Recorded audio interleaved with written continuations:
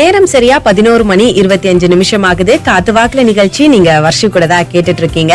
இன்னைக்கு இது நம்ம ஆளுல நம்ம யாரு கூட பேச போறோம் அப்படின்னு கேட்டீங்கன்னா, தமிழக அரசோட 2024 ஆண்டுக்கான தூய தமிழ் பற்றாளர் விருது வாங்கிய நம்ம ஈரோடு மாவட்டத்தை சேர்ந்த யசோதா நல்லால் கூட தான் பேச போறோம். இவங்களை பத்தி சொல்லணும் அப்படின்னா நிறைய ஆய்வு கட்டுரைகள் எழுதி இருக்காங்க. அது மட்டும் இல்லாம வீர சைவ மரபு அப்படின்னு இவங்க எழுதிய நூல் மக்கள் மத்தியில ஒரு பெரிய வரவேற்பை பெற்றிருக்கு. அது மட்டும் இல்லாம பன்னிரு திருவாசகம் அப்படின்னு சொல்லக்கூடிய திருவாசகம் இதெல்லாம் அவங்க தேவாரம், திருவாசகம் இது எல்லாமே அவங்க முறையா கத்திருக்காங்க.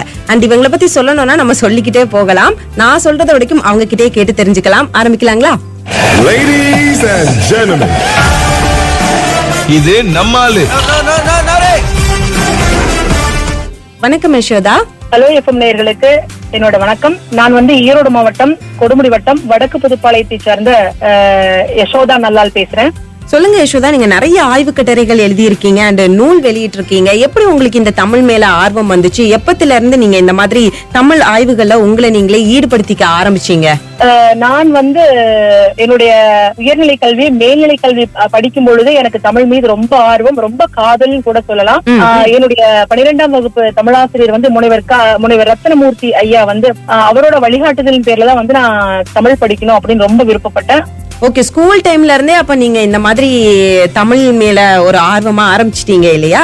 அண்ட் இது வரைக்கும் நீங்க தமிழ் சார்ந்து என்னென்ன பண்ணிட்டு இருக்கீங்க அண்ட் மொத்தமா எத்தனை ஆய்வு கட்டுரைகள் எழுதி இருப்பீங்க? வருஷா நான் இது வரைக்கும் ஒரு 60-70க்கும் மேற்பட்ட ஆய்வு கட்டுரைகள் பண்ணிருக்கிறேன்.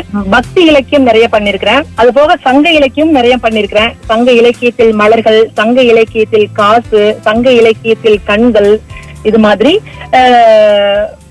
1000 வருடம் 700 வருடம் பழமையான கோயில் எடுத்து ஆய்வு பண்றது, அங்க இருக்கிற கல்வெட்டு செய்திகள் என்ன சொல்லுது, செப்பேட்டு செய்திகள் என்ன சொல்லுது, அந்த கோயிலோட வரலாறு எப்படி இருந்தது, அதனோட அமைப்பு முறை எப்படி இருந்தது, அதனுடைய பூஜை முறைகள் எப்படி இருந்தது, இதெல்லாமே இப்ப வர்ற காலத்துல எல்லாம் மறைக்கப்பட்டு போயிருச்சு. இது யாருமே வெளிக்கொணர்வதற்கு தயாரா இல்ல. யாருமே அதை வெளிக்கொணரணும், நம்மளுடைய வரலாற்று தெரிஞ்சுக்கணும் அப்படிங்கறது என்னுடைய ஆர்வமா இருந்தது. இதன் மூலியமா நான் நம்மளுடைய பின்னாடி வர சந்ததிகளுக்கும் இது பெரிய ஒரு பயன்பாடா இருக்கும் அப்படிங்கிறது என்னுடைய கருத்து. ஏன்னா மறைக்கப்பட்ட தகவல்களை வெளியில சொல்லும் பொழுது அதனோட உண்மைத்தன்மை நிறைய பேருக்கு வெளியில தெரிய வரும் இல்லையா? அதனால என்னுடைய ஆய்வுகள் பக்தி இலக்கியமும் சங்க இலக்கியமும் சார்ந்துதான் என்னுடைய பயணம் அமைஞ்சது.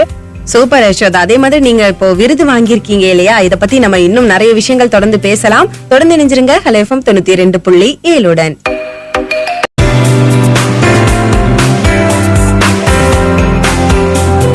பப்பி படத்துல இருந்து ஒரு சூப்பரான பாட்டு கேட்டோம். அடுத்து உங்களுக்காக கபிலனோட வரிகள்ல மெட்ராஸ் படத்துல இருந்து பாட்டு ரெடியா இருக்கு. அதுக்கு முன்னாடி இன்னைக்கு இது நம்ம ஆளுல நம்ம யாரு கூட பேசிட்டு இருக்கோம்னா, தமிழக அரசோட 2024 ஆண்டுக்கான தூய தமிழ் பற்றாளர் விருது வாங்கிய யசோதா நல்லால் கூட தான் பேசிட்டு இருக்கோம். சொல்லுங்க மேம், நீங்க தமிழ் சார்ந்து நிறைய விஷயங்கள் பண்ணிட்டு இருக்கீங்க, நிறைய ஆய்வு கட்டுரைகள் எல்லாம் எழுதி இருக்கீங்க. சோ இதுக்கான விருதும் அங்கீகாரமும் உங்களுக்கு நிறைய கிடைச்சிருக்கும் இல்லையா? இது வரைக்கும் நீங்க எத்தனை அவார்ட்ஸ் வாங்கியிருப்பீங்க? இது வரைக்கும் நற்றமிழ் நாயகி, கவிதாயினி, இது மாதிரி திருவள்ளுவர் விருது, இது மாதிரி எல்லாம் வாங்கியிருக்கேன் வருஷம். இப்போ பக்கமா தூய தமிழ் பற்றாளர் விருது தமிழ்நாடு அரசு கொடுத்து எனக்கு கௌரவிச்சிருக்கிறது எனக்கு ரொம்ப பெருமையா இருக்கு. கண்டிப்பா அந்த விருது நீங்க வாங்கும்போது உங்களுக்கு எப்படி ஃபீல் ஆச்சு? அந்த தருணம் எப்படி இருந்துச்சு? அந்த இந்த அவார்டு உங்களுக்கு கிடைக்கும் அப்படின்னு நீங்க எக்ஸ்பெக்ட் பண்ணியிருந்தீங்களா? நான் இந்த தூய தமிழ் பற்றாளர் விருது எப்பவும் போல எல்லாரும் போலதான் நான் விண்ணப்பம் பதிவு செஞ்சேன். எனக்கு கிடைக்கணும் அப்படின்னு அதற்கு எந்த ஒரு முயற்சிகளையும் ஏற்படுத்திக்கல. ஏன்னா நான் தமிழ் விரும்புறேன், தமிழ் என்ன விரும்புனா அது கிடைக்கட்டும், அவ்வளவுதான் என்னோட எண்ணம். அப்படியாதான் இருந்தது. அது கிடைக்கும் பொழுது என்னமோ எனக்கு பெரிய ஒரு தமிழே என்ன கட்டி பிடிச்சுக்கிட்ட மாதிரியும், நான் உனக்கெல்லாம் எடுக்கிறேன், நீ இன்னும் வேகமா ஓடு அப்படின்னு சொல்ற மாதிரியும் ஒரு புத்துணர்ச்சியும் ஒரு ஒரு பேரார்வத்தையும் தான் உண்டு பண்ணுச்சு. அந்த தருணம் எனக்கு வாழ்க்கையில ரொம்ப மறக்க முடியாத தருணம். என்னுடைய அப்பா, அம்மா, என்னுடைய குழந்தை எல்லாரும் புடைசூழ என்னோட நண்பர்கள் எல்லாரும் இருக்கும் பொழுது தமிழ்நாடு அரசால ஒரு விருது வாங்குறேன்னு நினைக்கும் பொழுது எனக்கு ரொம்ப ரொம்ப பேருகையா இருந்துச்சு. தமிழ் என்ன பெரிய புராணத்துல ஒரு பாட்டு இருக்கு இல்லையா, எம்பொருட்டு உன்னை சிக்கன பிடித்தேன் அப்படின்னு சொல்லி, அது மாதிரி தமிழ் என்னை சிக்கன பிடிச்சிருச்சுன்னு நினைக்கும் பொழுது அவ்வளவு ஒரு பேரானந்தத்தை தருது, அவ்வளவு ஒரு சந்தோஷம். அது வருஷா சொல்லில் அடங்காது. அதை நினைக்கும் பொழுது, அது அனுபவமா நினைக்கும் பொழுது அது ஒரு ரம்யமான ஒரு உணர்வு வருஷா.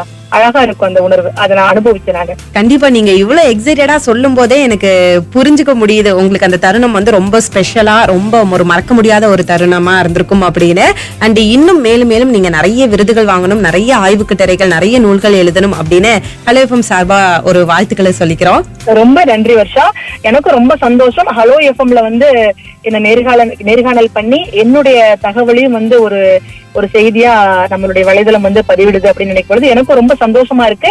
என்னை சார்ந்தவர்களுக்கும் ஹலோ எஃப்எம்க்கும் என்னுடைய நண்பர்களுக்கும் என்னுடைய நலம் விரும்பிகள் எல்லாத்துக்கும் என்னுடைய வாழ்த்துக்களையும் அன்புகளையும் தெரிவிச்சுக்கிறேன். நன்றிங்க வர்ஷா. தேங்க்யூ யசோதா, ரொம்ப சூப்பரா பேசினாங்க. அடுத்து நீங்க வந்து உங்களுக்காக காத்து வாக்குல ஒரு கருத்து காத்துட்டு இருக்கு. பாட்டு கேட்டுட்டு தொடர்ந்து நினைச்சிருங்க ஹலோ எஃப்எம் 92.7.